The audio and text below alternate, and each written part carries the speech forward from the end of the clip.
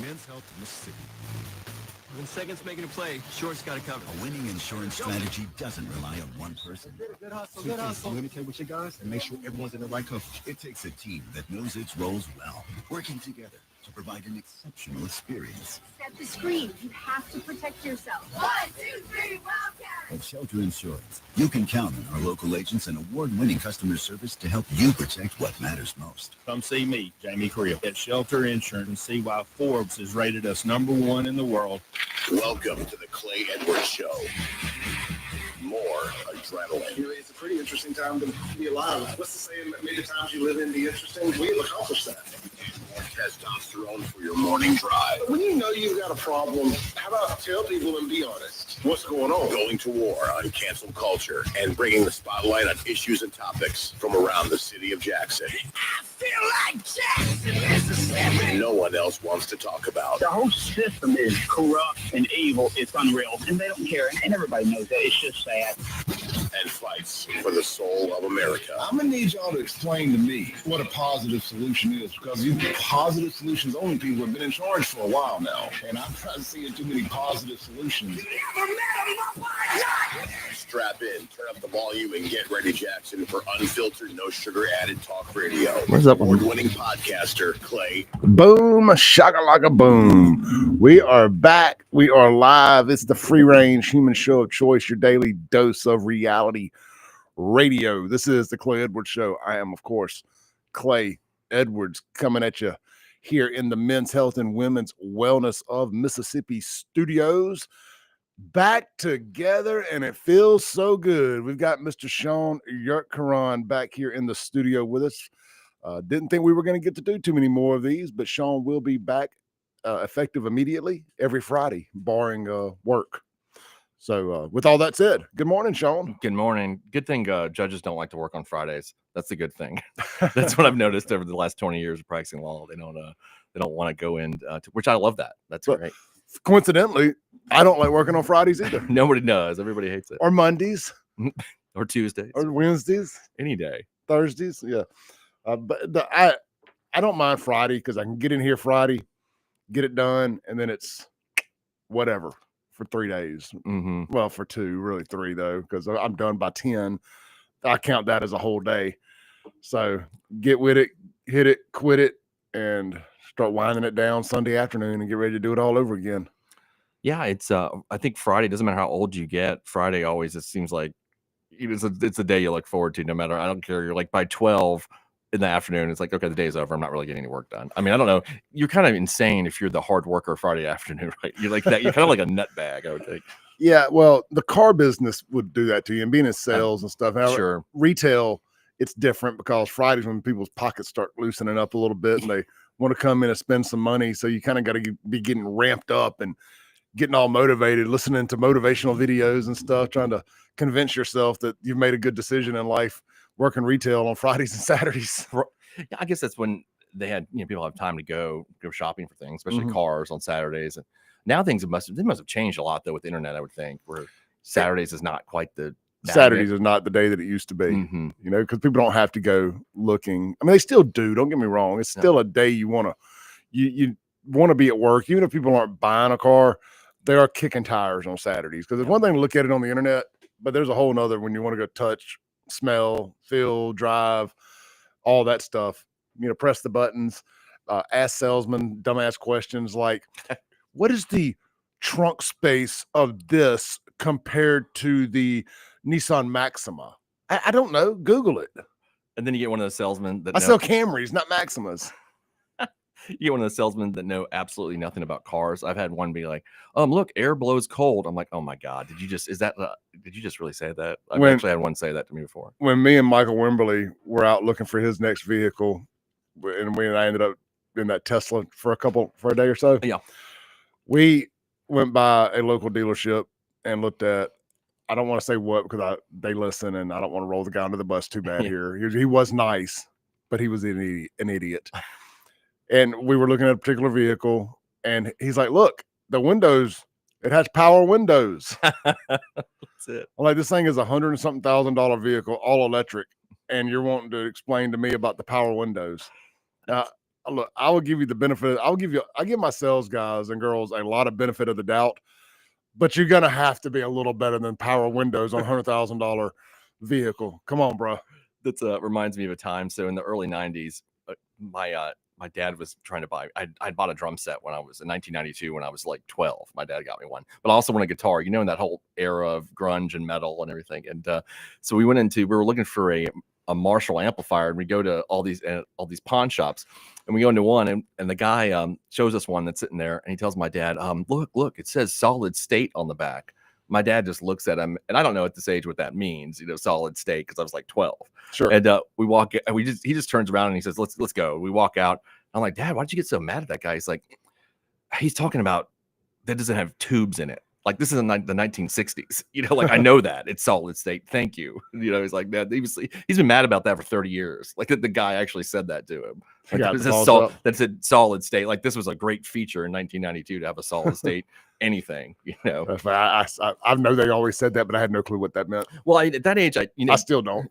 Well, TVs used to have tubes in them. Sure. And I think amplifiers did as well. Of course, at this point, I didn't know what he's talking about, but he had remembered that from the 60s. Yeah. And then now it's I know that tube amplifiers and okay. Yeah. And then, right. So it wasn't like some kind of upgrade. It was modern technology that everybody has at that point.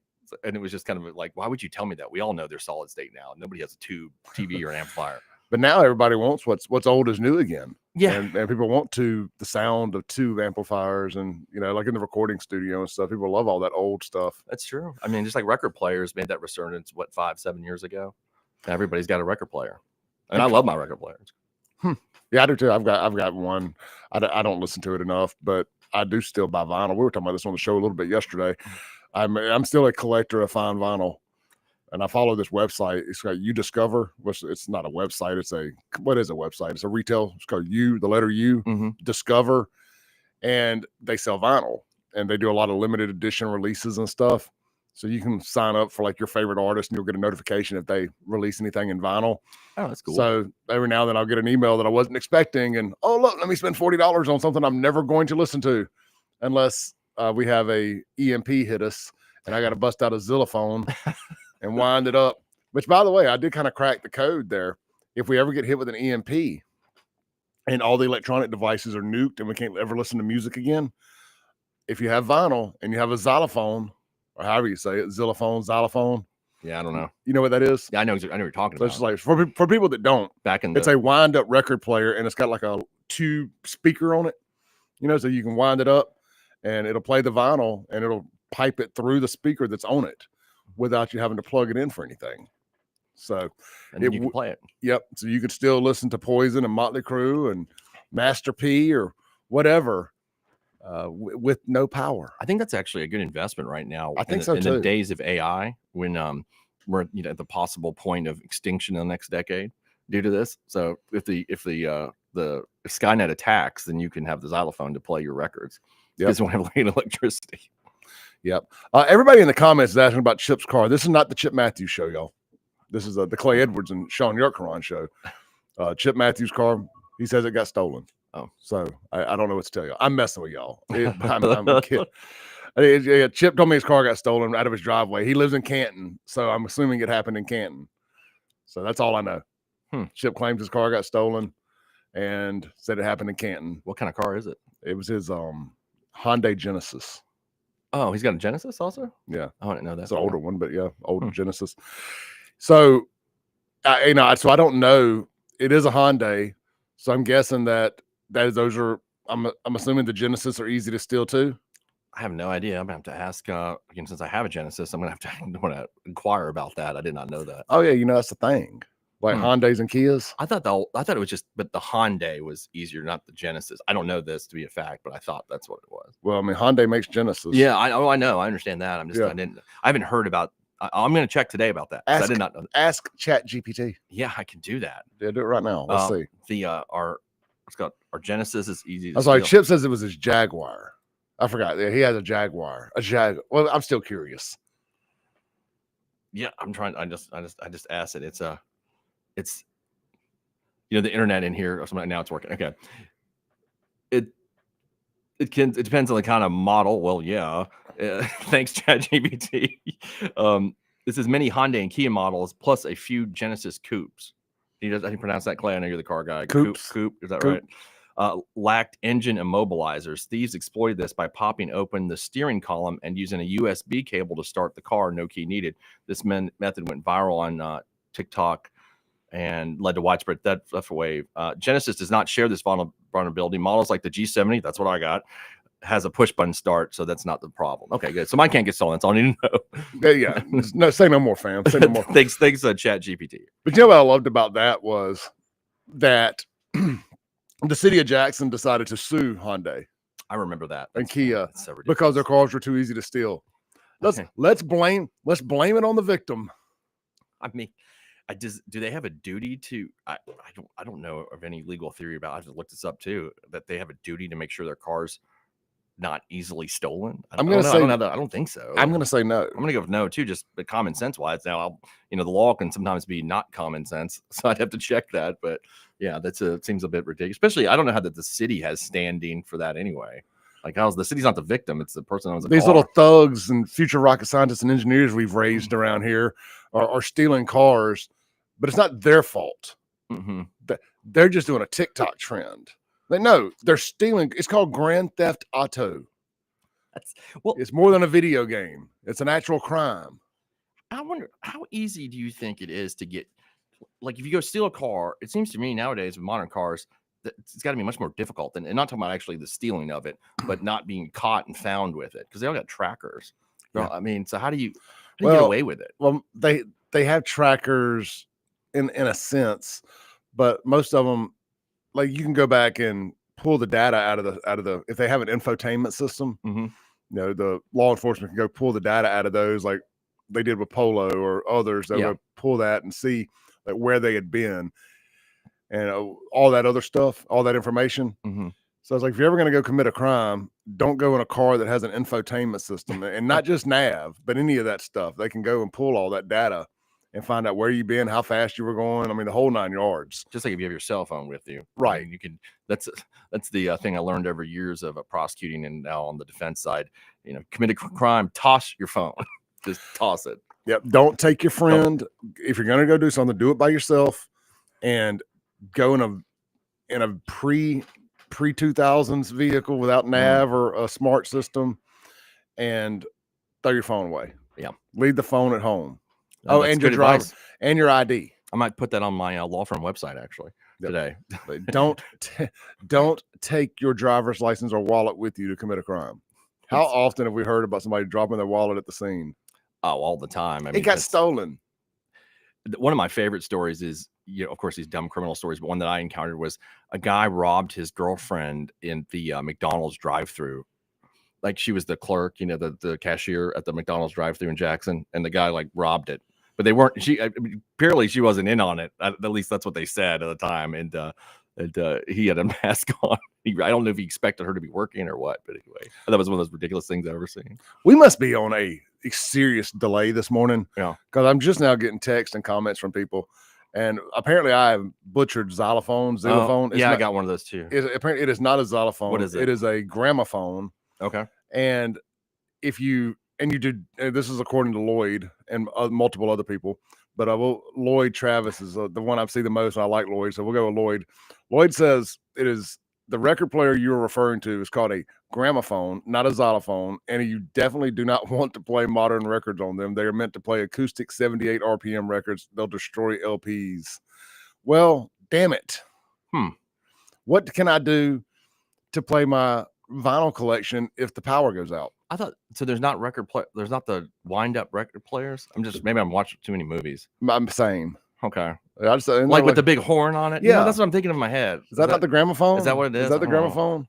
That's what I was thinking. You know what I'm thinking? I know the same thing, right? Well, that's what I'm thinking. I just thought it was called a xylophone, and I'd done cracked the code over here. But I'd come up with something nobody else thought of. It says the gramophone was invented in the late 1800s. It used flat discs records instead of Edison's cylinders. So did it use records or not? It's saying it did. Well, apparently they're called 78s. Okay. 78 RPM records versus whatever the newer one is. I feel like we're getting into the gun argument where people were like, we'll get on us for saying assault weapon or something. Yeah. They're like, no, there's no such thing as an assault rifle. Stop it. It's like, it's a gramophone. It's a gramophone. It's a gramophone. damn Sorry, I think everybody knew our intent. Like it's the wind up thing that you could use without electricity. Like that's what we're discussing. I love offers on YouTube says it's called a generator. You get a generator, but no. But if an EMP hits, generators don't work either, according to what I saw on TV. I don't know. I don't know the answer to that. Y'all don't remember that show where an EMP had hit the world and there was no power left except for the rich and powerful people. Only they had power and nobody else did. And that sounds like par for the course, right? Like that's probably what would happen. Oh yeah, it was like secret power that you could find. Secret power. Like secret power. It was held by the George Soros of the world, the Elon Musk of the world. Mm-hmm. It was a really good show. It was on NBC for several seasons. I watched a few of them. It was pretty good conspiratorial, but then it just kind of ended, I think, and it ended on a cliffhanger, and they didn't renew. And so many great shows that I watched did that, because we actually had some really good shows in the 2005s to 2010 through 2010s. You know, they kind of dove off into the kind of conspiratorial stuff that I like, and then they would just end. Well, what happened? I need to know. they never picked them up, like the Sopranos last episode, where it just stopped. You don't know what happened. Well, that was left up to your imagination. Yeah, you know, but we knew that was the last episode. These other ones end on a season cliffhanger. I kind of remember what you're talking. What shows were that? Now that's like bringing back some like PTSD. Revolution is what it was called. Okay, Everinium says it was really good. You can find it on NBC, and there was several seasons. There's 5 or 6 seasons of it, so it's worth watching. But it did. I want to say it ended on a cliffhanger, and we never got to find out who had the power or who cut the power off. You know what I mean? Yeah, but you're right. There were several like shows like that ended. Like there was like a trend. It's kind of like when the movies they make. Netflix is terrible. Their Netflix originals are the most lazy written movies ever. Very M. Night Shyamalan. Yeah. They just end. There was an End of the World movie on Netflix, and the people were escaping like a volcano or something, or they were trying to get down a mountain, and it just ends. And I guess we're left to assume that they just got devoured by the fire. Like, no, that is the laziest writing ever. We got to take a break. Sorry. We'll be right back. We got Sean YURTKURAN, Clay Edwards here on a FAFO Friday. Swing by the website, buy a new FAFO shirt or cap today at buyfafo.com. It will get shipped today if in stock. We'll be right back.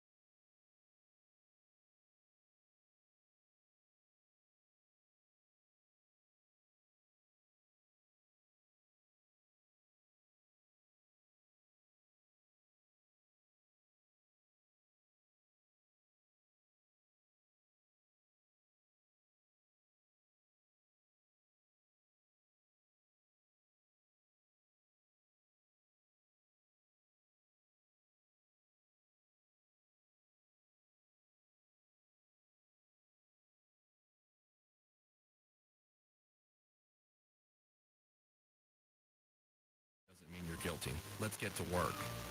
Looking for the ultimate reset for your body and skin?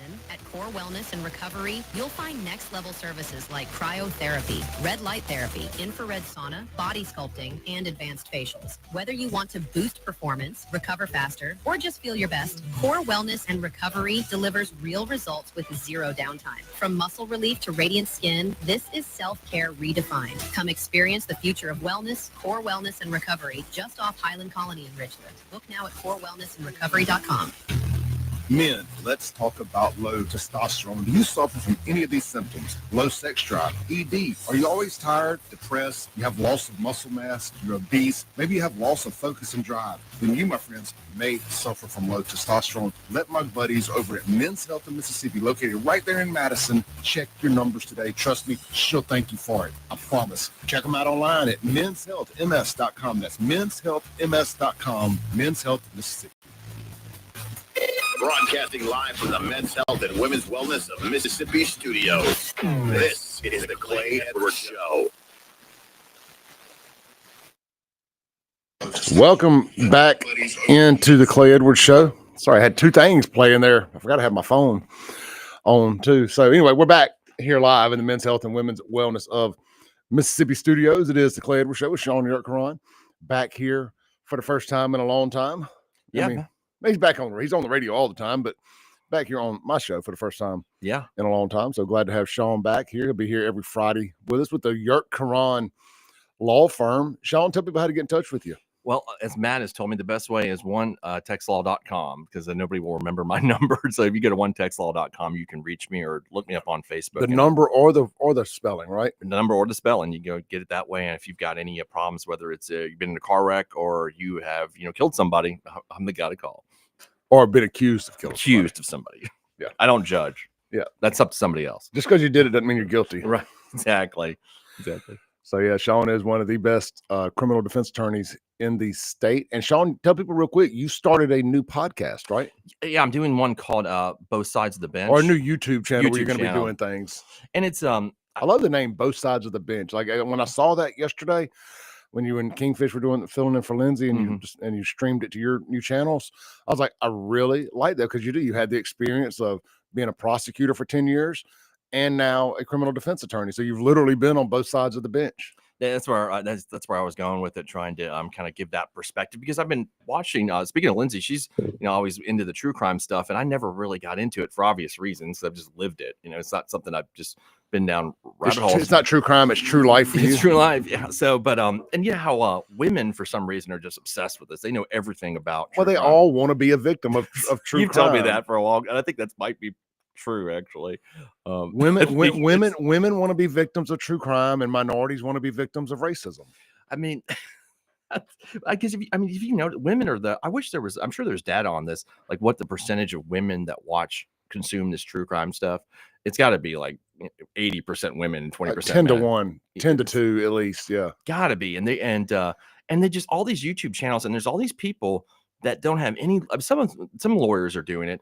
But there's majority of them that are real popular seem to be people that are not even, they've never been lawyers, never been cops, and they're talking about the stuff and giving these really inaccurate perspectives. So I thought, okay, well, why don't I talk? I mean, I've done all this for so long, so let me talk about it. And I got some other friends of mine that are going to show up from time to time who are prosecutors, and they, I figure we can just kind of tell stories that nobody ever hears, like the stuff like the crap talk behind the scenes, because there's a lot of that, and I feel like people will be interested in, like, wow, did you really say that about that person? And it's why people love wrestling shoot interviews. Yep, it's like people want to know, okay, yeah, but how did like the famous plane ride from hell? It lives in wrestling fan lore, and it's where they were coming back from overseas, and Ric Flair apparently did the Flair strut naked in nothing but his robe down the aisle, and Brock Lesnar literally and Kurt Angle literally got into a fight on the plane, and it's just all these things happened. There were lawsuits about sexual harassment and just all kind of stuff. But podcasts with people that were on the plane about that topic are massive. The incident, where was it that where Bret Hart and Shawn Michaels, the whole incident where The Montreal Montreal screw job. Screwjob. I was about to say, yeah. Thank okay, you. yeah. I couldn't remember what city in Canada. Yeah, Montreal Screw Job. I Yeah. mean, there's been documentaries and documentaries sure. about that. People love that behind the scenes stuff, like what really happened. Yeah. You know, so I think you'll do great with it. Is my point.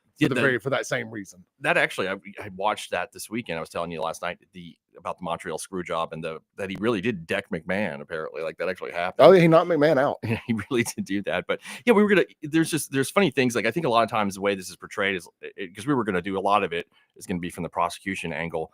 That everybody's out there like seeking justice, and it's this like pithic thing. And I think a lot of times what you don't know is like I'll give you an example. I've told you these stories where. Like somebody I remember I prosecuted who had killed just a ton of people and then he got killed. And I prosecuted the guy and convicted the guy that killed him. And afterwards, my boss and a couple of guys were like, did like a Toyota jumper, like that's a 2-for-1, man. And what's in it? That's like everybody in the office say like 2-for-1. I mean, it's stuff like that. I think that people Toyota. Yeah, that's not all this like, oh man, we're here for truth, justice, and the American way. A lot of it's logistics more than anything else. Somebody just asked why we're not live on Rumble. We should be live on Rumble. I apologize if we're not. Let me shoot a reply to her real quick. I don't normally do this mid thing, but we got somebody wanting to listen. I want to be able to assist them listening on Rumble. Sorry. All right. Sorry. I apologize for that, y'all. No. So let's do this. We got about a minute left. Let's shoot the breeze for a minute here. Okay.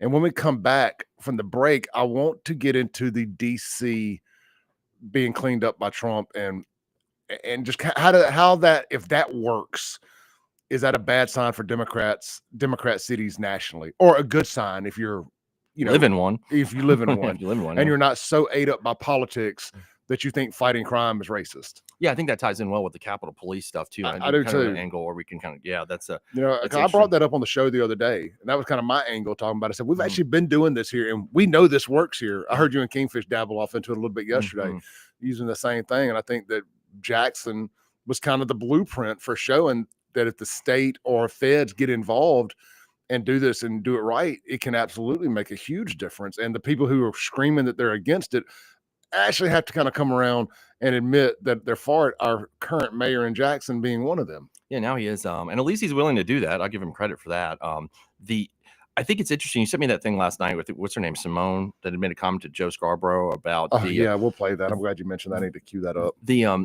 She said we got to rethink how to fight crime. We've known how to fight crime for thousands of years. Like, there's a way. Bad people do bad things. You arrest them, and there's punishment, and that's generally the formula. Well, what she meant was, I know. Yeah, go ahead. I'm sorry. Yeah, no, I was going to say what she meant was we had to figure out a way to quit arresting black people for committing crimes. Mm-hmm. Okay, I mean that's what she meant, and that's what we have to get away from, that mentality that somehow fighting crime is racist. Yeah, I agree with that point. I think I don't know. I guess, and I've seen not just her, but I've seen a lot of people talk about rethinking the way you fight crime. Sure. I mean, I think there's things you can do. You want to reimagine crime fighting. I mean, there's things you can do. You and I've discussed this. The drug laws, of course, I'm completely against the war on drugs and how useless that's been. And there's a lot of angles to that. But at the end of the day, the foundation of it is bad people do bad things. They get arrested. And it's just the foundation of the whole thing. Yeah. And then after that, you can tweak around. And there's a lot of problems, that we've made with the laws that we do have. But at the base level, that's how it works. Yeah. Well, what it is, they want to say that due to generational poverty and these things, that we should punish the people that are minorities in these cities differently. That we should look at the punishment. We should look at the punishment should be different for them. And I'm like, no, that's actually racism. Yeah, I don't think. I think the punishment. I think the whole problem was when we were talking about, you and I were talking the other day about truth and sentencing in the 90s. That crack cocaine was punished harder, and that was an issue because it seemed like it affected minorities. Sure, and I have a problem with that. Right, 100%. And so we wanted to make it equal. So I think sentencing should be equal regardless of socioeconomic status, race, ethnicity, whatever. Who yeah, whatever. But we know it's not. We know who is a big part of it too. That changes things. Do you Plies, the rapper, had a song, and he's gone completely TDS ridden now. I can't listen to him anymore. But in his earlier albums, he had a song. And in the intro, it was like a white lawyer and a white DA talking about, I'll trade you this one for this one. Mm-hmm. Basically, I'll trade you this black guy for this white guy. You let him off and we'll give you him, that kind of thing. Do you think that kind of stuff actually goes on? I've not seen. Nah, at least not in my experience, I didn't see that. Yeah, because if it was ever going to happen, I feel like it happened in Mississippi. Yeah, I don't know. That's nothing I've ever experienced. I think more. I know you wouldn't have experienced. I know you Yeah. wouldn't have stood up for that. But I'm saying, have you ever heard like rumors of stuff like that? Let me reform the question there. No, not really. Any folklore around City Hall? You know that yeah, man, we let the white boy off, or we traded the white boy for the black boy, or vice versa in modern era. No one's ever told me that. Yeah. But what I've seen, I've obviously seen people get preferential treatment in the system that shouldn't have. I'll use an example. Was Kingfish reported this extensively, and for the younger folks out there, the Karen Irby case. During that case, she and this is of course in Hinds County, and she was sentenced by a black circuit judge, which is Tommy Green at the time. She ended up. Is her name Tommy or Tommy? Tommy, excuse me. I always forget. Well, I'm just curious. I've said it both different ways myself. Go ahead. That was miscellaneous. She got a lot of leniency on that thing, and then she eventually her sentence was commuted by Governor Barber. Well, didn't the family of the victims come out and speak out for her, saying that they didn't think she should go to jail forever? I was there that day actually when that was going on, and I'll never forget it because it's one of those things that just impacts you. You're like, because I was like, God, are these people like selling out their family members for cash? That's the way it felt. I don't know if that's what exactly happened, but that's the way it kind of felt. And because they were saying that Karen had been beaten by Stuart Irby in the car, and that's what caused the wreck. But I don't know that I saw any evidence that said that, except for she said that, as far as I remember, at the time. And it just felt like a setup, is basically that in real time. And I think Judge Green gave her 10 years to serve on manslaughter, which you do halftime on that. I believe that was right. I'd have to look that up again. But she ended up doing like 3 years because Governor Barber then commuted it. So, all right, let's take a break real quick. We got a caller on hold on the Mazda Jackson phone line. The comments are pouring in. Thank you, everybody, for the early happy birthdays. My birthday is Sunday. I will put my Cash App up there so y'all can all have that. If you want to Cash App me a little something, I would be greatly appreciative. I'll tell you about where we're going to have lunch later today and more. Don't go anywhere. We'll be right back on the Clay Edwards and SHAUN YURTKURAN show on Fridays. It's equal billing here on Fridays. We'll be right back.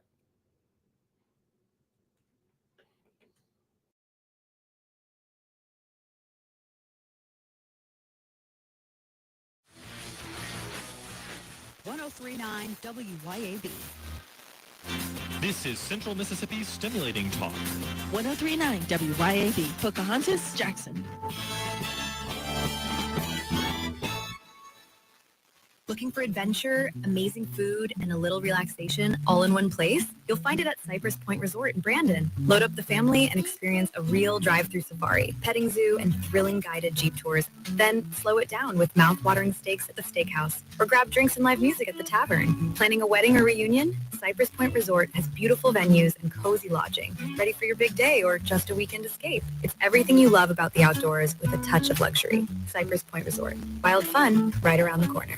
It's time to put a little more sizzle in your red-hot Mississippi summer at Mazda of Jackson. Drive away on your road trip with a boost from Mazda of Jackson's $1,000 off owner loyalty reward and low 1.9% financing on a 2025 CX-90, CX-70, and the assembled in America CX-50. And take advantage of the pre-tariff inventory before it's gone. It's time to choose Mazda. Shop online at MazdaofJackson.com or visit Mazda of Jackson, I-55 Frontage Road in Jackson.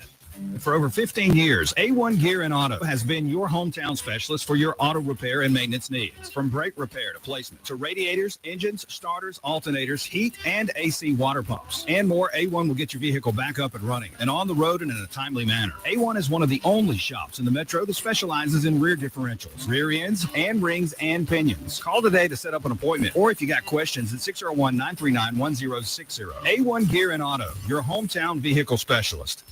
Your roof is constantly exposed to the elements, battling dirt, algae, and stains. But with Watkins Construction and Roofing Roof Wash Service, you can keep it looking like new. A proprietary rooficide treatment is EPA approved, safe, and guaranteed to prevent algae from coming back for at least 2 years. No harsh chemicals, no damage, no black streaks. Just a clean, beautiful roof that lasts. Call Watkins Construction and Roofing at 601-966-8233 or visit nomoreroofstains.com today.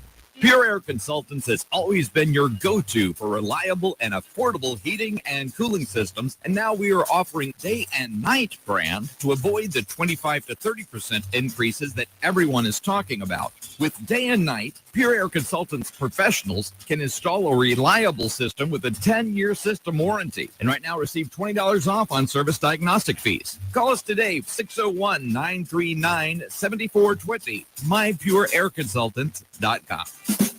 Are you a wine enthusiast? Are you looking for the perfect bottle to elevate your next dinner? The ultimate destination for wine lovers is 042 Wine and Spirits on West Government Street in Brandon. The locally owned, the locally operated 042 Wine offers something for everyone, from local favorites to rare vintage wines. 042 Wine and Spirits can help you find your next favorite wine. The friendly and knowledgeable folks at 042 Wine and Spirits will help you find the perfect bottle for every occasion. 042 Wine and Spirits, located on West Government Street in Brandon. Here at Lake and Glass and Tint, we've become well known for two things: window tint and windshields. And when it comes to window tint, you already know that we're the go-to for home, car, and office. And as always, we offer free consultations. So if you're in the need of window tint or windshields, give us a call, 601-946-1000. Check us out on Facebook or Instagram or at lakeandglassandtint.com. Lake and Glass and Tint, where quality matters. Broadcasting live from the Men's Health and Women's Wellness of Mississippi studios. This is the Clay Edwards Show. Welcome back in to the Clay and Shaun extravaganza here. When Legends Rise is the name of today's show. And that is what we are. We are legends, and we have risen from the ashes of not doing shows together. And I know that me calling us legends just absolutely grinds some people's gears because they take it way too serious. Shout out to the haters out there. But I am a legend, damn it, in my own mind. A pimp in my own time. Everybody should be positive, right? Everybody should themselves. Everybody should be a legend in their own mind. Like, you should be your biggest fan. I mean, do you agree? Yeah, I would. Well, I think it's better than being your biggest enemy because a lot of people are their own enemies. Absolutely, that is a great point. I love that, Shaun. I think you're better off being your biggest fan than you are being your biggest fan. Like, look at the mirror and be like, damn you, sexy beast. Like, I go back and listen to my podcasts and stuff and laugh at my own jokes and everything. Damn, that was a good one. Yeah, I have a problem laughing at my own, especially when I write a Facebook post. I'll cackle while I'm writing it. Do you think Kingfish laughs at his own jokes? Yeah, oh, I know he does. When he's on the phone with you, he has that long laugh too, where he does it, and you're like, and it's almost like a villainous laugh. Do you think he literally pats himself on the back? Yes, I absolutely believe that he'll do that. I'm sure. I think so too. I think he. Yeah, I'm just like visualizing this in my head, especially when I have phone conversations with him, and he does the laugh too because he's very happy with himself. Real quick, speaking of narcissistic behavior, I'm throwing myself a bit of a birthday lunch today, sort of. I've got a meeting at 10:30 with somebody, and then after that, I'm just going to say 12:30 to give myself enough time. Today is ribeye steak sandwich day at Cypress Point Resort at the garage, at Cameron's Garage out there in the sports bar. Guys, it is 16 ounces of legitimate ribeye steak. It's that fat infused steak. It is phenomenal. And I'm just saying 12:30, if anybody's interested. No haters, please. I don't feel like fighting on my lunch break. But in normal people, yeah, let me just tell you, you bring any of that shenanigans out to Cypress Point, there's a lot of land out there. You could disappear, be fed to those animals on the safari ride. It's probably the one place you don't want to FOFO at. I'm just saying. And now I'm speaking on my behalf, not them. They wouldn't know I did this. They're not encouraging. Well, now everybody would know you do this, though. See, that's gonna be hard for the defense on that. Not if they're fed to the animals and nobody can ever find them. That's a good point. It's Ed Gein type stuff here. Is it Gein or Gein? I'm not sure. G-E-I-N? Gin, I think. You know what I'm talking about? That's the guy from oh God, refresh my memory. What is it? Well, he's the guy I know the name. He's the guy that they say all of the Texas Chainsaw Massacre movies are kind of based on. Okay. Even though it happened in like Ohio or Minnesota or something. And they seem Texas to me is a better venue. They seem to have nothing to do with one another to me. I'm like, how did y'all get that from this? But whatever.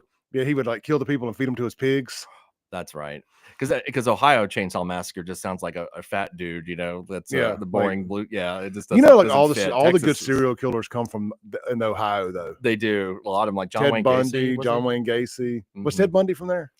He was from the Northwest. That's right. He was from it like Washington State, right? But you had John Wayne Gacy, and you had some others that were all from that mid Ohio. There was a lot of them from area Ohio. there. I don't know what it is about Ohio. A lot of people. presidents and serial killers. Yeah, are from Ohio.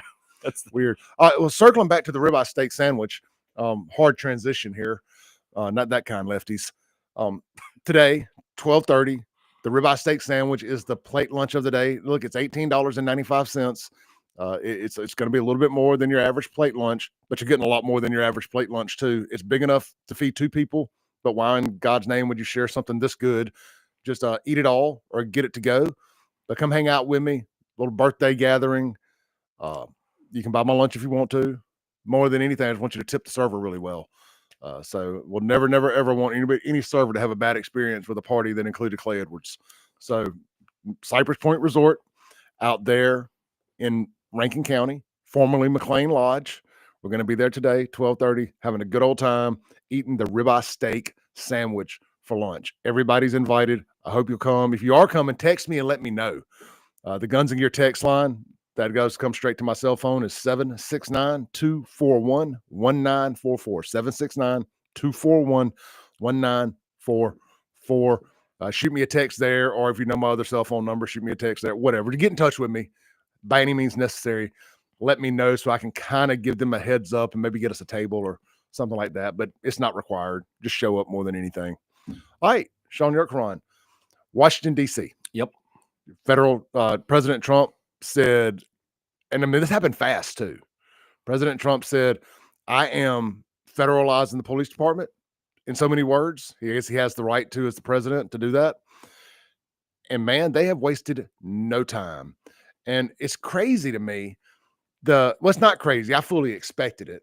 But to see the kickback from the blacks and the white liberals talking about this is racism, Washington, D.C. is safe. It's historically low crime. Yeah, but it's still historically high simultaneously. It's still very dangerous in Washington, D.C. And Shaun, you know, like I do, and I don't want to put words in your mouth, but you know that they're fudging the numbers on the crime statistics. They're not reporting a lot of violent crimes to the feds. It's the same thing here in Jackson. Yeah, it's what me and CJ LeMasters went round and round about. No, the crime is down. Like, no, CJ, what they're reporting is down. The eyeball test. Well, that's what I was gonna say. I think it's almost like a feeling that you have in the community when you know your neighbor got armed robbed in the driveway. Then there's a problem. I mean, I think that's what was happening to me in Belhaven and the residents over there. So I think you kind of know that there's a difference. And I think I told you yesterday. I had a really good friend who lives in Hawaii now. Just moved from was living in DC for like 20 years, and you know he's not a Trump guy. He's a liberal, and he said, man, we had to get out of there because they won't. If somebody breaks in your house, they're not going to show up. It's that bad. It just got out of control. So, I mean, I think if you live in DC, the people in DC know the issues. That's more like outside noises saying that it's kind of like Jackson.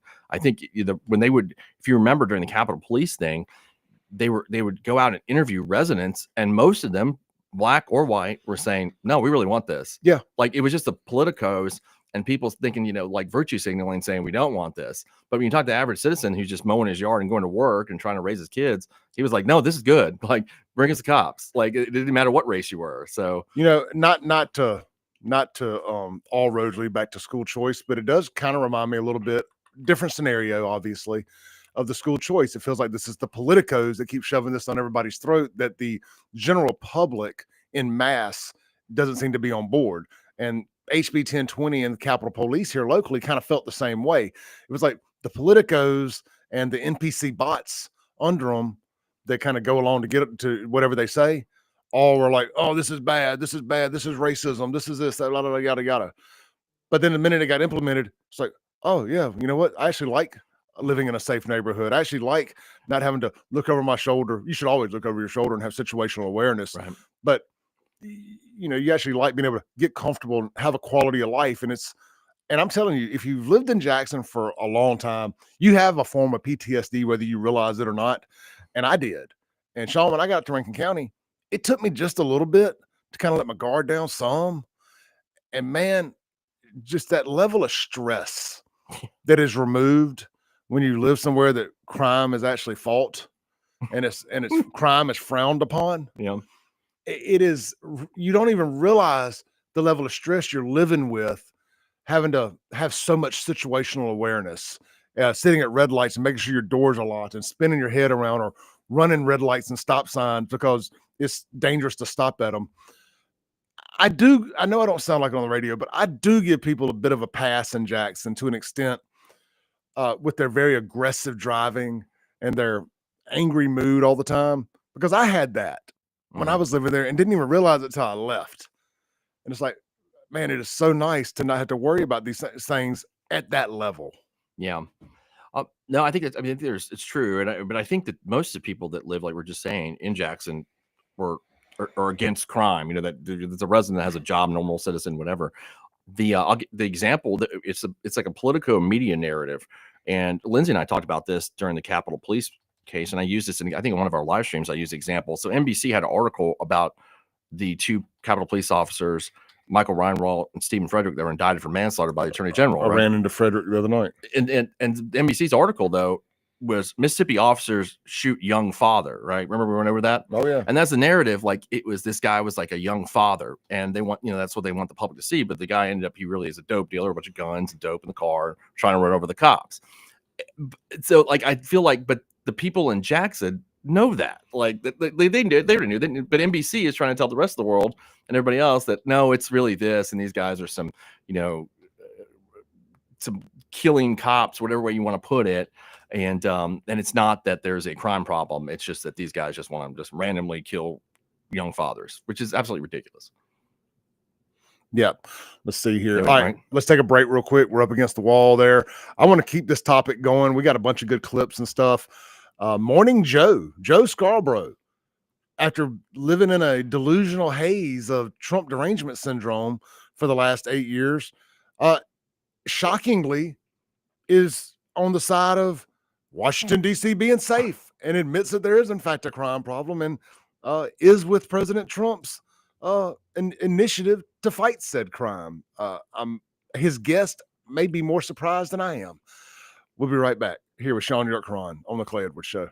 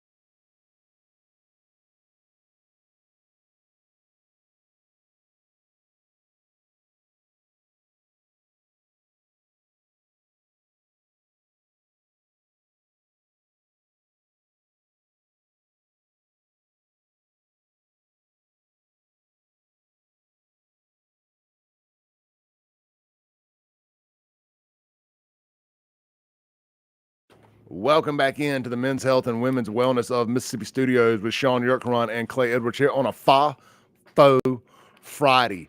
That's right. Guys, if you want to be as good looking and muscular and have to beat the women off with a stick like Shaun and I do, it starts with texting my name, Clay, to 601-800-5031 and getting that complimentary testosterone screening at Men's Health of Mississippi and getting on the juice, son. Just put the pedal to the metal, all gas, no brakes, testosterone for days. Look, after you've been doing it a while, you put off a scent, and women know it. It's that alpha male scent. It's that boss scent. They can just scent it. We're animals at the end of the day, whether people want to admit it or not. We are still animals, and women know when you got low testosterone, they don't like it. You got high testosterone, they know it. They love it, and they want more of it. We'll be right back for hour two.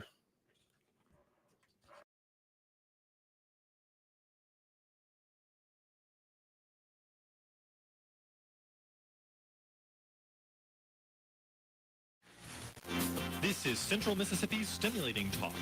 1039 WYAB, Pocahontas, Jackson.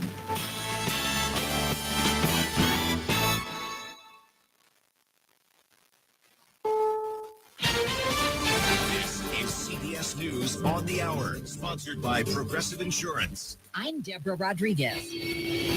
Air Force One is taken off from Joint Base Andrews for Alaska, carrying President Trump to today's summit with Vladimir Putin on winding down the war in Ukraine.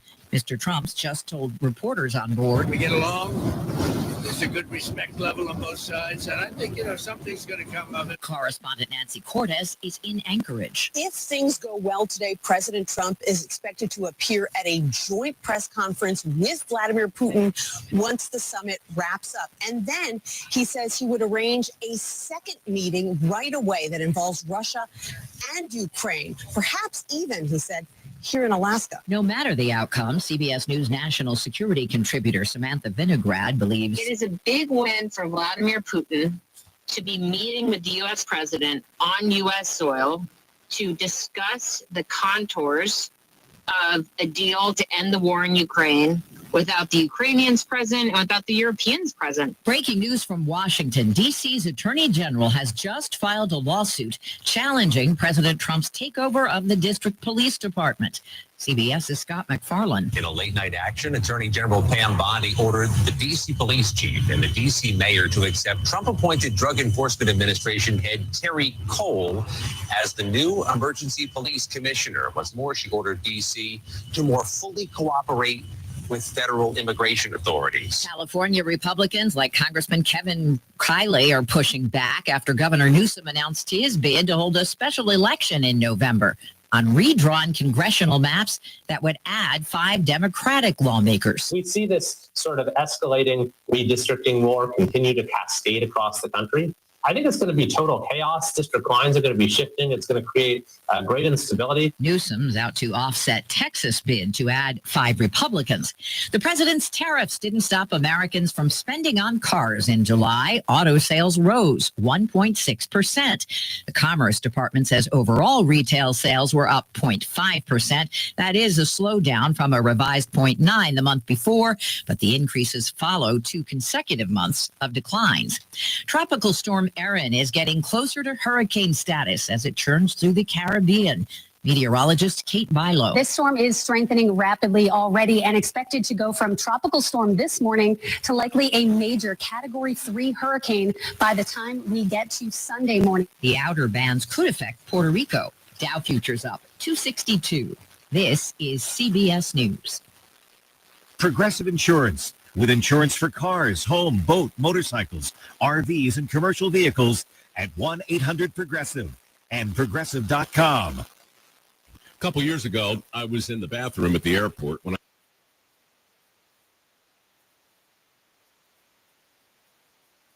at hand. Embarrassing, but I'm not alone. According to Google, 7 million other multitaskers accidentally dropped their reminder that right now you can get yourself a brand new Samsung Galaxy A36 absolutely free with a $35 plan from Pure Talk. E36 comes with scratch-resistant Gorilla Glass and a battery that'll last all day, along with unlimited talk, text, and data on America's most dependable 5G network. In other words, it's tough and smart. Something to think about next time you're multitasking into necessary. Just dial pound 250, say keyword Mike Rowe to get your free phone today. You can make the switch in just 10 minutes. That's pound 250. Say Mike Rowe to switch to a no-nonsense smartphone and a company that actually... News and weather brought to you this hour by Flora Animal Hospital, where we treat your pets like our own. Visit our website, floraanimalhospital.com. Age verification, please. A heat advisory Friday with a high at 94. The heat index at 105 today and a 50% chance for afternoon storms. Tonight, a slight chance for rain with a low at 75. Saturday and Sunday, 96 with chances for afternoon storms. With news on 103.9 WYAB, I'm Chris Davis. The law that says you must verify your age to use social media in Mississippi can be enforced, says the U.S. Supreme Court. And a company called NetChoice has been challenging the law, and it made it all the way to the highest court in the land, with NetChoice saying it violated privacy rights and is unconstitutional. Former Canton Police Chief Vicki McNeil has died. She was chief from 2009 to 2013. The current chief, Otha Brown, did not say how she died. Her funeral is Saturday. The woman wanted for animal cruelty in Ridgeland has been arrested. 39-year-old Megan Victoria Davis was arrested Thursday on 2 counts of aggravated animal cruelty. No details from cops on that one. The man who was wanted in the Delta has been caught. 44-year-old Ewell Bubba Scott was chased down and arrested by Panola County Sheriff Shane Phelps and deputies Thursday. The sheriff's department says they got a tip that Scott was hanging out in a vacant house near Enid. He's been on the run since Monday, accused of theft. In Oxford, 58-year-old Rebecca McEwen has been arrested on charges she stabbed a man in the neck earlier this month. Police say it was domestic violence. In Yazoo City, Adrian Jamal Hill gets a 27-year sentence for statutory rape. He will serve 12 years day for day, will be on probation for 5 when he gets out, and will have to pay $2,000 in restitution. He will also have to register as a sex offender. More news in 1 hour on 103.9 WYAB. I'm Chris Davis. Men, let's talk about low testosterone. Do you suffer from any of these symptoms? Low sex drive, ED. Are you always tired, depressed? You have loss of muscle mass? You're obese? Maybe you have loss of focus and drive? Then you, my friends, may suffer from low testosterone. Let my buddies over at Men's Health in Mississippi, located right there in Madison, check your numbers today. Trust me, she'll thank you for it. I promise. Check them out online at menshealthms.com. That's menshealthms.com. Men's Health Mississippi. Did you get us switched over to shelter insurance? Actually, I found a deal online. You did. Does your deal come with award-winning customer service? Oh, I'm not sure. Does the deal include a local agent? Doesn't actually say. Can we create a customized plan that fits our needs? Let's just call the local shelter agent. For insurance that fits just right, find a shelter agent near you. Located in Ridgeland and Flora, come see me, Jamie Creel, Shelter Insurance. Welcome to the Clay Edwards Show. More adrenaline. You know, it's a pretty interesting time to be alive. What's the saying? Many times you live in the interesting. We've accomplished that. And more testosterone for your morning drive. But when you know you've got a problem, how about tell people and be honest? What's going on? Going to war on cancel culture and bringing the spotlight on issues and topics from around the city of Jackson. I feel like Jackson, Mississippi. No one else wants to talk about. The whole system is corrupt and evil. It's unreal, and they don't care, and everybody knows that. It's just sad. And fights for the soul of America. I'm going to need y'all to explain to me what a positive solution is, because you positive solutions only people have been in charge for a while now, and I'm not seeing too many positive solutions. You never met him, Strap in, turn up the volume, and get off radio. It's award-winning podcast. Boom goes the dynamite. It's hour 2 of the most incendiary show on the RADIO Clay Edwards Show. I'm, of course, Clay. We've got SHAUN YURTKURAN Law Firm, host of his new show, Both Sides of the Bench. That's right, both sides. Smack it, rub it down. Both of the bench. Here, Men's Health and Women's Wellness of Mississippi Studios. guys, it's a Friday. It's a FAFO Friday, and you can't faux do a little bit of fa. Great place to get started. Okay, I got to stop the stick here. I'm going to end up saying it on accident. But look, swing by 042 Wine and Spirits and get loaded up this weekend for all your partying and dinners, because you may need some spirit. My friends over there have got their own, not brand, but they're two hand-selected Penelope exclusively. They're the only place in the state that has this right now. It's an amazing bourbon. They've also got their name on the bottle. It's cool. You bourbon lovers know what I'm talking about. But you folks like me who are just getting into small batch bourbons and kind of collecting this stuff and amassing it, this is really cool to learn that these liquor stores have enough whatever the word I'm looking for here is, Sean, what would be the word I'm looking for here? They have enough inventory? No, not inventory. They have enough moxie. Oh, okay. And influence. They have enough influence. They have enough of a customer base that they wield enough of a customer base. Dang it, I hate morning times sometimes. There's just little. What time did you get up this morning too? I got about 4:30. That's what I got at 4:30. About 4:30. And they wield enough influence with these liquor companies. They're there. I pieced the sentence together. They wield enough influence with these liquor companies that they have invited them to come out and have their own private barrel to come back, and they'll bottle it and everything, and they send it here to Mississippi, which is really cool. Try that Penelope. They've also got a few bottles of that Four Roses left, and it's got their logo and everything on the side of it. It's one of their harder to find of the 10 Four Roses recipes. Swing by, check them out today.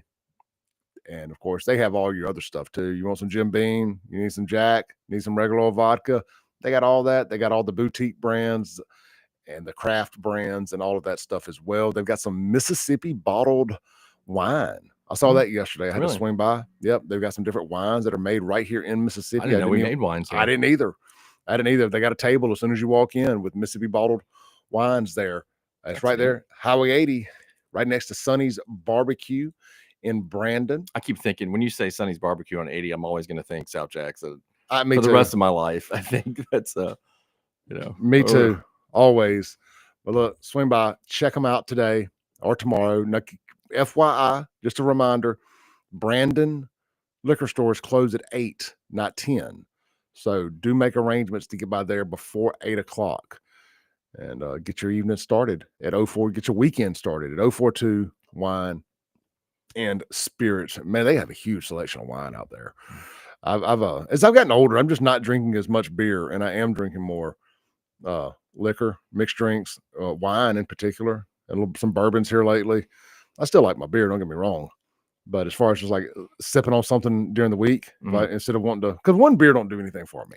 Yeah, 2 beers, 3 beers, it'll just piss you off. Yeah, like I really need it's a 6-pack or bust. Right.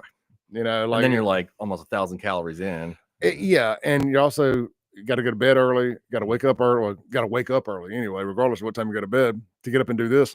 You're peeing a bunch. The juice just isn't worth the squeeze during the week. Yeah. So, but if I want to take the edge off a little bit and, unwind some, a nice, glass of bourbon or a glass of wine or two, it's way more feasible during the week. Oh, yeah. Than having to open up a 6-pack. And I've got to where I don't want just light beer. I want Andy Gator. I want some flavor, dang it. And so anyhow, swing by the liquor store this weekend. Tell them I sent you. 042 Wine and Spirits. Tell them I said, hey, you're going to be blown away at the selection they got there. All right, let's see here. Sean, I've got something queued up here. Yeah. I want to stay on topic for a minute on the DC crime. And, they just placed Judge Janine Perino. Am I saying her name? Janine Perino, Judge Perino. Piro, yeah, something like that. She was on Fox News forever. Yeah. She is the judge up there in DC now that will be charging these people, will be handling these cases of people that get charged with federal crimes. And how about the guy, the absolute idiot of the day, the FAFO champion of the week, the guy that worked for the Department of Justice that decided to throw a Subway sandwich at a federal agent. Have you seen this? No, I've not. Oh yeah. So what people? I was unplugging for a couple weeks. It's been a lot of sports talk. Well, I'm plugging you back in. Yeah, I know. I gotta I'm plugging you back in here real quick. We got this playing. Let's see. And this is Judge Janine talking about this.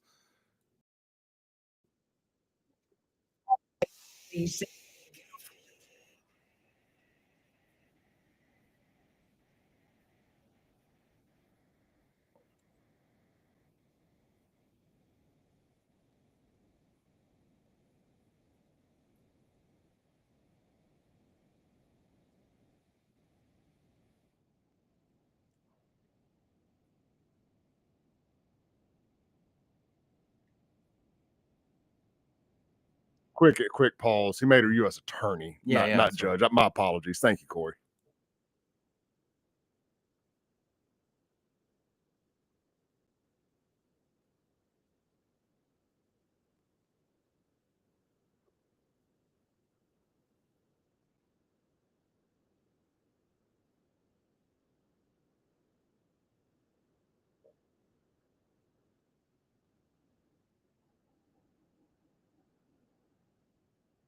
Love it. Love it. Sean, were you able to watch over there? Did you see what we were doing? I can't see it. So you haven't seen this video? Go to my X. Okay, I'll pull my phone. I can't. Yeah, go to my X, and I just kind of want you to watch that.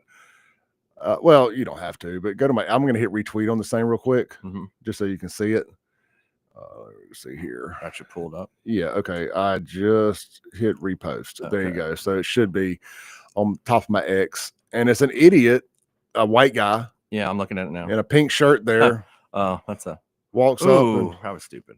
Yeah. Well, so come to find out, he works for the Department of Justice. Worked. What did he do? Got fired. No, what did he do? I don't know. Yeah. I don't know. But he's one of these wokesters. See what's happening right now in live time, Sean, is Democrats who have, and the wokes or whatever, are finding out that this whole performative nonsense they've been doing the last few years, where they get up in cops' faces and scream and cuss and spit in their faces, basically, and they weren't being arrested. They're finding out that that's all over with, and that now we are in the find out phase of the effing around process. The lines have the chart has intersected.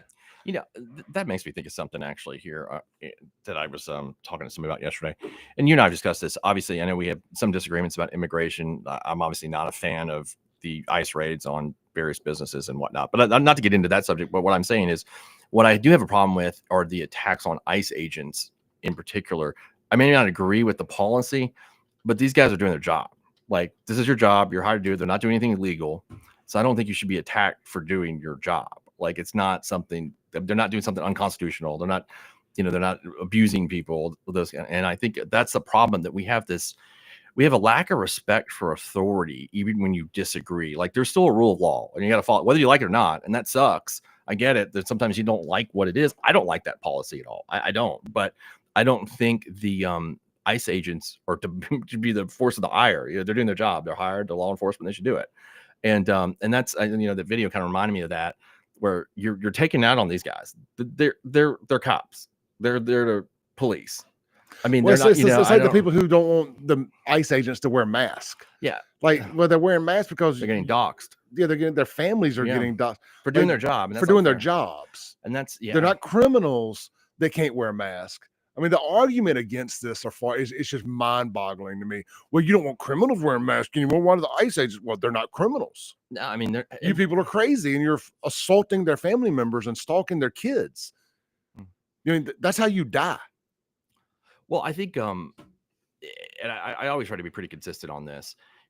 If you don't like law or policy, you have a recourse. It's called the ballot box. That's the way. It's not violence. And I know you and I, not to get in January 6th, the same way I feel about that. Like, you don't like things, and look, there was recourse. President Trump was reelected. I think we have a legal way to do things, and that's the way we should do them. Like this, performative stuff or people acting out in any other way. It's just, at the end of the day, none of it changes anything. It's just, you get in trouble and you look stupid and everybody's terrorized. And I just think, it's dumb. And especially for our police officers, because they've, I don't know when police officers became the enemy of society. And I think that's a shame, considering, how difficult that job is. Like, I mean, these guys out there are trying to prevent you from getting hurt. Essentially, that's the job. It's almost like hating the military. Like, why would you do that? Like, they're out there protecting the country. Like, why are jobs where people are protecting you so hated? And that's a shame. I mean, I don't know why anybody would want to be a police officer these days. I don't know if I told you this yet, but I got the Police Benevolence Association called me, and so I'm on their list. So now I'm representing police officers for the part of the yeah, I love that. Yeah, I mean, and it's just, I was talking to the guy about it, just a shame. And you got that via your support for law enforcement on the radio, for the right? Capitol Police officers, right? That's when they called me up, and Francis Springer, who's representing, recommended me for it. And it's a great thing because these guys are not only are they facing public back, they almost kind of remind me of the soldiers coming back from Vietnam. People were throwing things at them. I get that the Vietnam policy was a bad policy. It was a bad war. It was stupid. 100% agree with all of that. But it wasn't the guy in the Army's fault. He was doing what he was told. He was doing his job. Go to war. That's what you got to do. And the cops are, doing the same thing. And I think now what we're doing, we're rewarding them by this kind of stuff and indicting them like we do here locally, which is just insane to me. Well, it's like people who are, it's people who see Rankin County deputies and disrespect them over what the other bunch did. Yeah, because it's got nothing to do with those guys. I mean, it's just it doesn't have anything to do. But we, and that's even more of an extreme example, because you're talking about, okay, well, there's an organization which did have a bad group of people, and it's one of those, one bad apple spoils a bunch kind of thing, and that's unfortunate. But this is the majority of police officers are not doing things like this. Kingfish and I were talking about that Gaddis guy in Ridgeland the other day. I heard y'all. I was getting angry listening to y'all talk about that yesterday. Not because of y'all, but just thinking about what he was doing, because people forgotten. Remember he called into my radio show. That's right. That's right. I think I was here. I think you were here with me that day. He called in and snitched on himself because we were talking about it and he couldn't stand it, and he called in and gave his side of everything. But again, his side was an edited video that it was manipulated out of context and out of order to make him look like the victim. 100%. I mean, and he sat there and did all that nonsense, and I wasn't even aware of that at the time, but it all came out, and it's like, man, sure, the cop said I'm gonna F him up, and he probably shouldn't have said that, but I also don't care. Well, we say, did he F him up? No. So saying it and doing it are two different things. The cops got freedom of speech. And yeah, okay, I agree with you, and I said that yesterday on air, that should he have said that? No. But you have to look at the context and what cops have to do this 7 days a week. Deal with people like this that are acting out in these capacities. Man, those guys are human. They get frustrated. They're like, God bless it, I was pulling you over for a freaking tag. All you had to do is say, I'm sorry, sir, and I give you a ticket, or maybe not giving you one, and just told you to renew the tag, and you'd go on your merry way, and I'd go on my merry way. No big deal. But you turn this into a whole incident over absolutely nothing, like something stupid. And then, he's pissed. I mean, he's human. Yeah, I get it. He shouldn't have said it, but I've said a lot of things I shouldn't say when I'm pissed, and I think we all have. So I think that's forgivable. But that guy Gaddis, if all he had done was just say, yes, sir, here, I'm sorry about that. I'm going to get this fixed or whatever. Or I think he had the tag in the back of the car. It just wasn't displayed properly or whatever. That thing would have been a 5-minute ordeal. But instead it's become a local viral video over absolutely nothing. Well, it's like, Kingfish brought it up and he hit the nail on the head. It's like, there's this myth going around now that you can have court on the side of the road. It's a good point, right? And it's like there's you just ask for a supervisor or do all this other monkey nonsense. And no, that's not how it works. No. I don't know who told you ask for a supervisor and that somehow is going to delay. All that's doing is delaying the inevitable. You're still going to jail. You're just going to jail in front of a supervisor.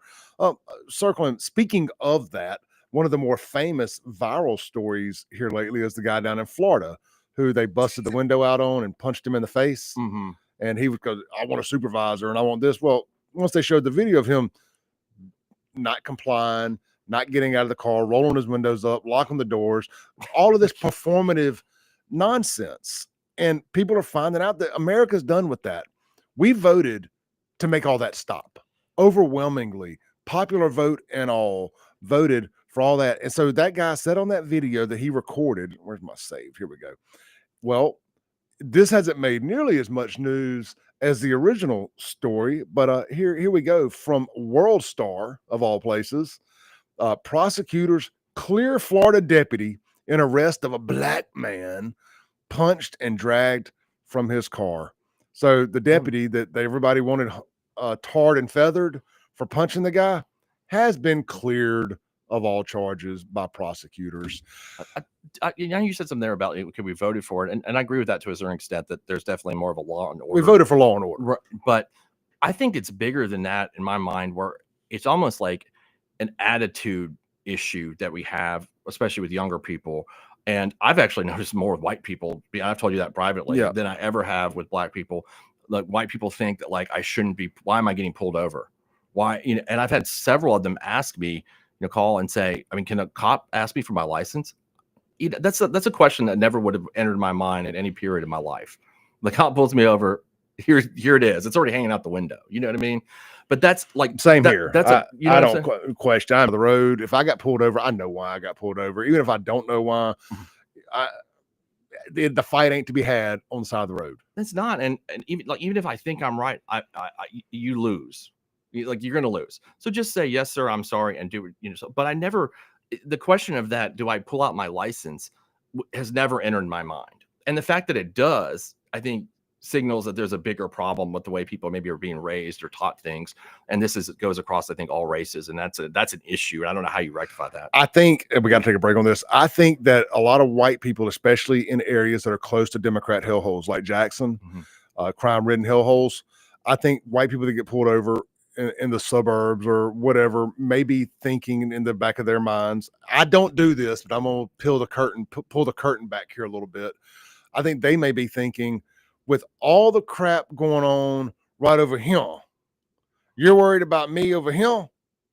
I'm not saying that's right. Yeah. By the way, I'm just saying that processing what may be going through their heads, it is a bit of that complex, whatever you want to call it, that white superiority complex. Oh, I've seen that a lot, right? Yeah, unfortunately. Whatever you want to call it. Mm-hmm. It is a bit of that, and I feel like I'm making excuses for them, and I promise I'm not. I'm just trying to explain to y'all what I think maybe going through their heads. I get what you're saying, trying to say. You got all this going on over here, and you're worried about me over here. It's like when you see it in the comments all the time. Anytime there's a bust involving weed, it's just a plant and all of that stuff. You got all this major crime going on. You're worried about weed. And like, well, you know what? It's broken windows policing, if nothing else. If you stop the little stuff, you prevent the big stuff, whether it's speeding, littering, whatever. If you know that we're going to mess with you over that, we're absolutely going to mess with you over the big stuff. And at least that's my philosophy. Yeah, I mean, the simple way to put it, just because Nino Brown is over in Jackson moving a lot of dope doesn't mean you can drive 110 down, Highway 51. Absolutely. Like that doesn't excuse you from not following the law. Yeah. Just because the mayor was friends with Nino and getting him off of it, doesn't mean you get to. Right. We'll be right back on the Clay Edwards Show with SHAUN YURTKURAN on a FAFO Friday. Swing by the website, buyfafo.com. Grab a shirt, grab a cap, get a free sticker. We'll be right back.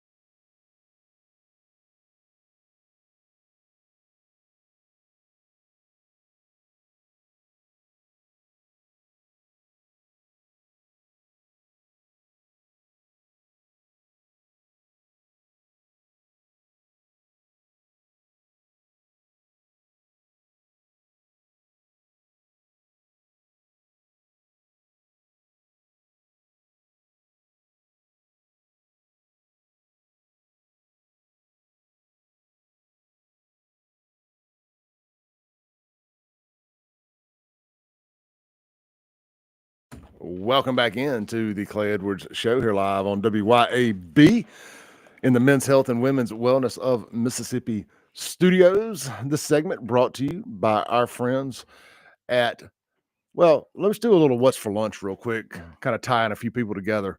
McBee's, the plate lunch of the day is fried catfish, southern fried. I actually had a bite of fried catfish from there the other day. One of the servers had some fried up, and I took a bite of it, and man, it was really, really good. And I'm not the biggest catfish guy, but swing by, try that out. I did eat there yesterday. A buddy of mine wanted to meet and get the red beans and rice a day late, so I met him there so he could eat the red beans and rice. Of course, then he got there and he didn't have an appetite, didn't eat it all. But what did I get? I got the club sandwich again. Guys, you cannot go wrong with that club sandwich at McBee's. It is so, so good.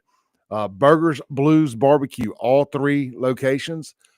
Starting with the newest one in Flowood there, right in front of Dogwood. Of course, downtown Brandon in my backyard. And Madison. The blue plate special of the day is fried catfish. You cannot go wrong with the fried catfish on a Friday. It's a Mississippi thing. You wouldn't understand. Let's see here. They also have red beans and rice with sausage and hamburger steak. They have that every day as options for the blue plate. And, of course, their award-winning burgers have the menu loaded up with plenty of great options. And don't forget the pulled pork sandwich. If you want something a little different that you might not be expecting to be great at a place that's famous for their burger, they got barbecue in the name too. It's great. Try it. Don't sleep on the pulled pork sandwich at Burgers, Blues, Barbecue. And last, not least, Martin's downtown and Martin's Livingston. It's not a fried catfish Friday. It's a fried chicken Friday. Can't go wrong with their fried chicken. And I said last but not least, and I'm wrong. There's one more great blue plate to tell you about. That is at the Manship. Oh, yeah. Their special of the day is fish tacos on Fridays. Look, I haven't had them. Everything else there is absolutely phenomenal. They're really good. I was going to say, I can't imagine them not being fantastic if you like fish tacos. Everything there is great. I was just thinking the sponsors you've read out are all places that I go. Like, it's Same. not just that, they're all really good. Just not just saying that, but they No, are. they're legitimately. They all started out as places I went. Yeah.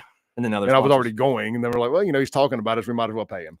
So it kind of worked out, but good for all parties involved. That's great. They're all great. They're all really good places. And we told you about the blue plate out at Cypress Point earlier. It's the ribeye steak sandwich today. And we're going to be out there. I say I'm going to be out there at 12:30. Anybody wants to join me? I'm going to be there enjoying a ribeye steak sandwich for lunch.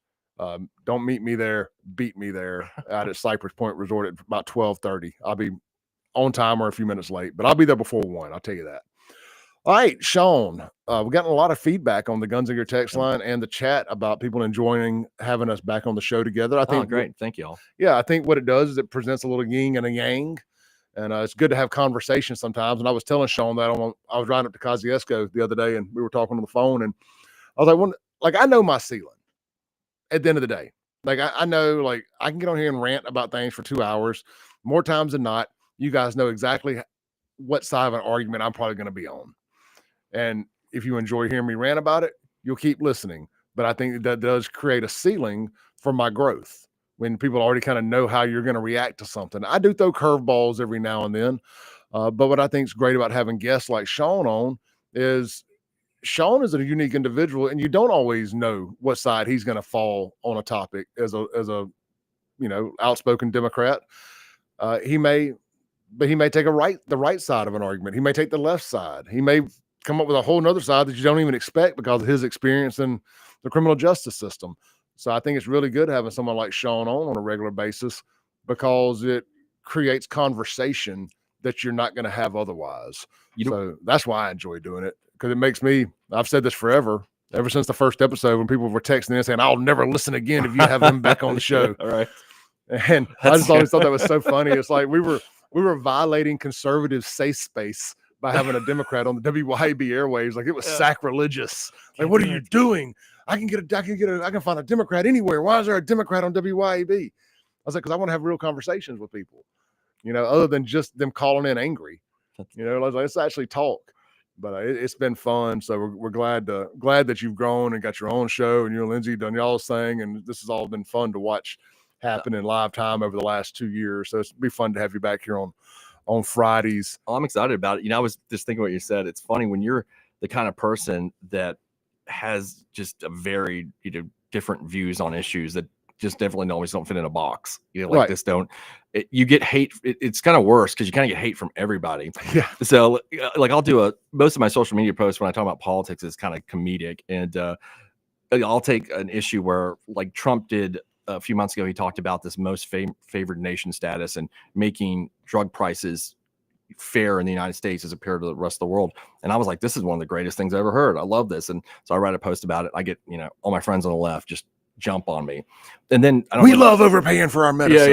Yeah. Then Trump did something else that I didn't like. And I wrote about, I can't remember what it was. And I wrote about that. And then all the guys on the right, they're like jumping on me. And then I'm like, God bless, I can't win for losing. Like everybody's just mad. Look, it keeps them guessing though. Yeah, it does. For sure. It drives conversation. It drives engagement. And it means you're an authentic individual. Like I catch a lot of flack from people about, my opinion on the gay stuff and it not bothering me. Now, there's a big difference in the LGBTQ agenda and somebody being gay or somebody being trans. Mm-hmm. There are people who literally are just living their lives and they're not clubbing you upside the head with their who they like to have sex with. Yeah. Or what their kink is. And that's fine. Do your thing, boo-boo. Do your thing. So it's good to be yourself, be authentic, and you'll go a lot further in life, not being an NPC bot that gets programmed up by the mainstream media or your right wing or left wing think tankers that load you up with your talking points for the day. Yeah, I think that's like it's for some reason, like if people think that, well, if my party, let me go check what my party thinks about this, and then so I'll know what I think about it. Yeah. Like I just don't approach issues that way. I'm like, what do I like this DC crime thing? Well, there's a lot. I think probably majority of left are against it, but I looked at it like, let me look at this. Okay, I know people in DC, got a lot of friends there, been there many times. It's got a crime problem, so he's trying to fix the crime problem, and that's bad. Like, did somebody, like it doesn't make any sense for me to say that I think that's bad. Yeah. But I think people just immediately are going to fall into whatever box, and they don't like what the other side is going to do on any particular issue, no matter if it's something that helped them, like drug prices. Like, oh my God, I want to pay overpay, like you were just saying. Nobody wants to overpay for drugs, for prescription drugs or illegal ones, but they don't want to do that. And but they just, because somebody on the opposing side proposed it, they're like, oh God, like I can't, now I got to come up with I got to do some mental gymnastics of why I'm against this. I think I read that too when he was talking about that. It was something about, well, that's gonna reduce innovation. That's what it was. Yes, like so people on the left were like, well, it's gonna cut down on innovation. That's why we need to pay more for prescription drugs in the rest of the world. I'm like, get the heck out of here. You know how much my mother pays for prescription drugs? Like, y'all just need to shut up. But anyway, and it's just that's people do that a lot on their respective sides, and it's really kind of ridiculous in my mind. So. Well, it's like if you have to Google or Chat GPT, Grok, how you're supposed to think about something based on your political affiliation, you're doing it wrong. Like, go with your gut feeling. Like, you shouldn't have to ask your AI chatbot, why as a Republican am I supposed to be for school choice? Mm-hmm. Or right. Why what is the conservative stance on this topic, so I make sure I'm on the right side of it. Well, that's a great example you just bring, because I know you're obviously against school choice, and I'm for it. But Democrats are generally against school choice, right? Right. And I've been against their position for the last several decades because I think they want to prop up the public school industrial complex, and that's all they care about, and that annoys me. So that's why, and so I've always bucked that. I'm like, just because my side is like, we're pro public school. Well, no, you're not. You're pro the people that work at the public schools, but you're not pro the kids. And that's what's always bothered me about that position going back literally like 25 years. I've been kind of talking about that. And so that pisses your own side off. But I'm like, why should, just because the Democrats say that I need to be for this, why do I have to do that? And that's like kind of what you're saying. In my opinion on the Democrats being against it is like they're against it for a different reason than I am. Sure. And like for me, like, I think like the Democrats want to protect how the message is disseminated, how it's put out there, like what's being taught. Like they're very firm about wanting to push their version of American history, their version of everything, their woke agenda, whatever you want to call it. Like, I feel like that's what Democrats want to protect, that, where I'm against it because I believe that community matters. And like your kids being raised around other kids who are from parents of like-minded individuals, and community pride and sense of community, and all of that matters. I also believe that it will hurt property values in, say, Brandon or Pearl when the school district becomes irrelevant. I believe it will help somewhere like Jackson's property values when the school district becomes irrelevant. And I can live here and send my kids to school over here, and it's cheaper to live over here. Well, it won't be cheaper for long if the school district doesn't matter. And there's just a lot of little things that I disagree with about it on the public school to public school side of it. Let's take a break real quick. We can pick this back up on the other side. We'll be right back with SHAUN YURTKURAN on the Clay Edwards Show.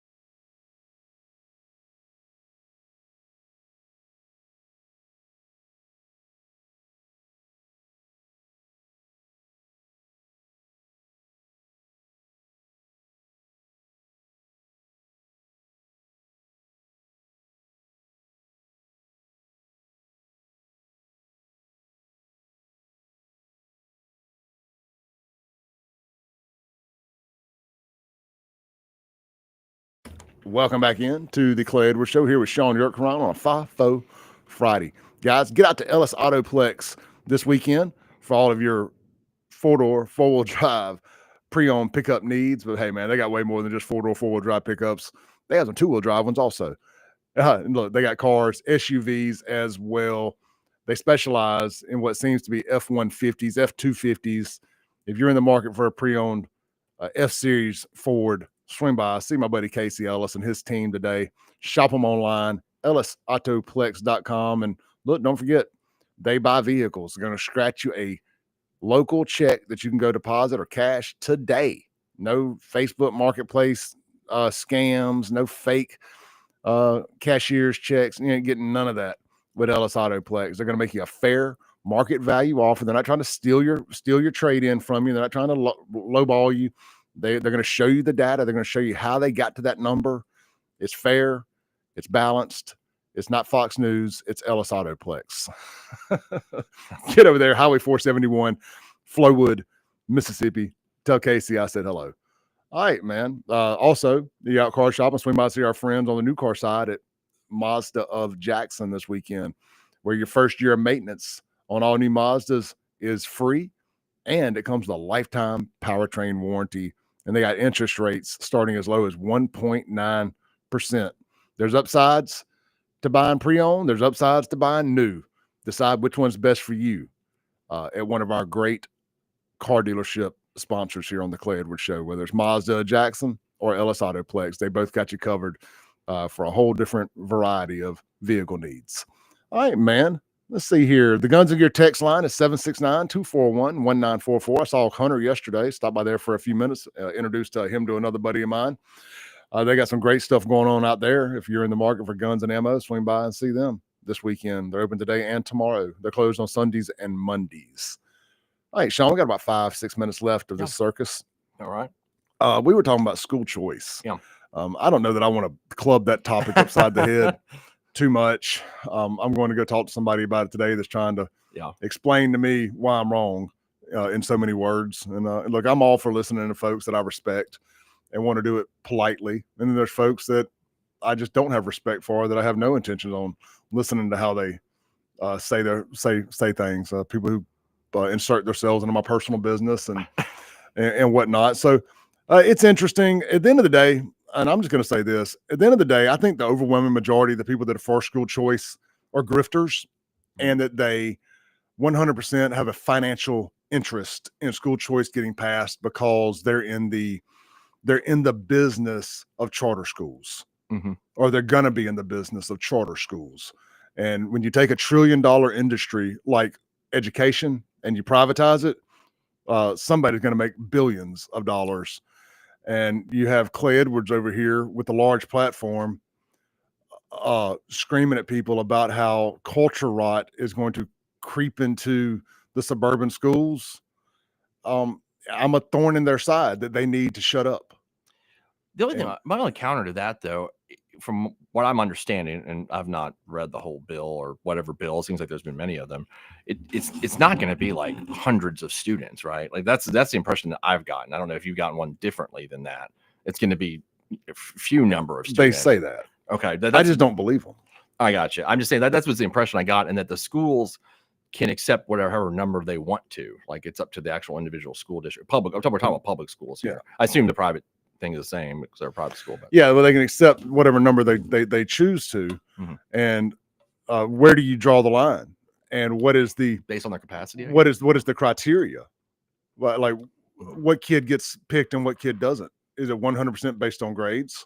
Is it race? It should be grades, I would think. You know, well, I mean, I think so, that would be it. So we have a kid that's having a hard time learning, and could probably use to be, being in a better school. We're gonna punish them over a kid that seems to be excelling in that school. Well, this guy's got an A+ average. That's your argument. This guy has a C and is struggling to get by average, but he's showing up every day. That's a good point. So we're gonna say no to him. When this guy probably needs it more than this guy. Like, how do you decide that? Well, I think as far as I've been, does it come down to white or black? Yeah, as far as I've been, it's like the school gets to pick whether the number. But I see where where you're saying, I mean, could there be some kind of lawsuits filed if they discriminate against somebody? Yeah. I don't know. I mean, yeah, I think that's a possibility.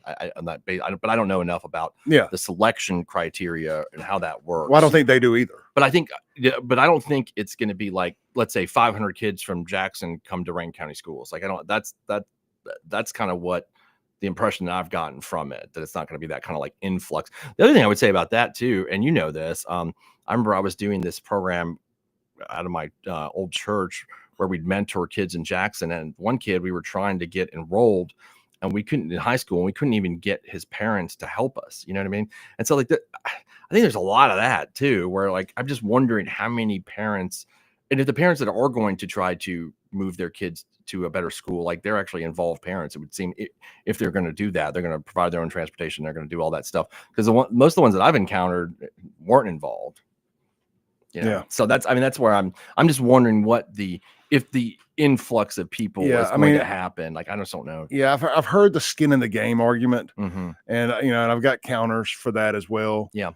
Because every good parent can't always make the time to take their kid 30 minutes each way to get them to and from. Sure. Right. But I don't think that should be a qualifier for if somebody's a good parent or how much skin they have in the game, just because they can't get away because they work 3 jobs or they work 12-hour shifts and whatnot and can't physically get away to do it.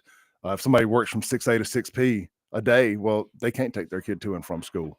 No, that's true. I mean, but does their kid deserve a lesser of an education right because of it? It's very complicated. And I just think that at the end of the day, community pride, like just look around Jackson, Sean, especially in the Black community, for example, because they take a lot of pride in their high schools. And no matter how old they are, they're still screaming about what high school they went to, Provine. Have you driven by Callaway recently? It looks it's very Callaway. nice. Yeah, still very like nice. that. And I'm not saying this is a knock towards the Black community. Please don't take it that way. I know people think just because I say Black that it automatically means I'm insulting. I'm not. I actually really enjoy keeping up with their high school drama, their rivalries. You know what I mean? I dig it. I love that even at 50 years old, they take homecoming serious. Yeah.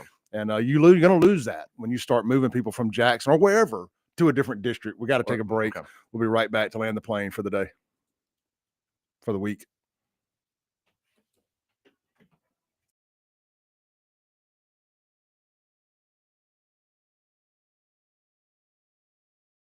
All right, online audience. Appreciate everybody tuning in today. Thank you for all the happy birthdays. Thank you for all the well wishes for Sean being back on the show. Yep, thanks. Appreciate it. And I promise I'm not going to talk about school choice nonstop. I could, but at the end of the day, you guys know my thoughts on it. As we get closer to time to hold these representatives accountable for the vote they may or may not make, we'll start really cranking it up and cranking up the data and let you guys call your. I'm not going to tell you which way to go. I'm just going to tell you, listen to both sides of the argument, decide what you think is best for your community, and call your representatives and let them know how you want them to vote. Let them know your feelings. And look, the squeaky wheel gets the grease. If only people who are for it call, they're going to assume that they're speaking for the majority. If only people who are against it call, they're going to think that they speak for the majority. So let them know how you feel about it. And look, my stance is pretty firm. I don't want to reward people of Jackson who have decided to destroy their community. I don't want to let those same people bring that poison into the community that I have moved to get away from them. I mean, my stance is pretty simple on that. So look, y'all have a great one. Sean, you got any closing words? No, that's it, man. Everybody, thanks for welcoming me back. I'm excited to be here every Friday. So it should be fun. I'm excited. We had a lot of topics to hit today, but we landed on what we do. That's what we do. Sean's like, what are we going to talk about last night? I said, I'm probably going to jump down a rabbit hole and not come out of it. And yeah, that's pretty pretty what much happened. I think we talked about one thing that we were going to talk about, and that was the DC stuff. Yeah. And we'll see you guys. I'll see y'all back Monday, and Sean, we'll see y'all at minimum Friday. So. All right, y'all make sure you're following Sean at SHAUN YURTKURAN. You can find him on Facebook and Texas website, One Text Law, not Texas website, but if you have any criminal stuff, onetextlaw.com, the number or the word, onetextlaw.com to get in touch with Sean for any criminal matters or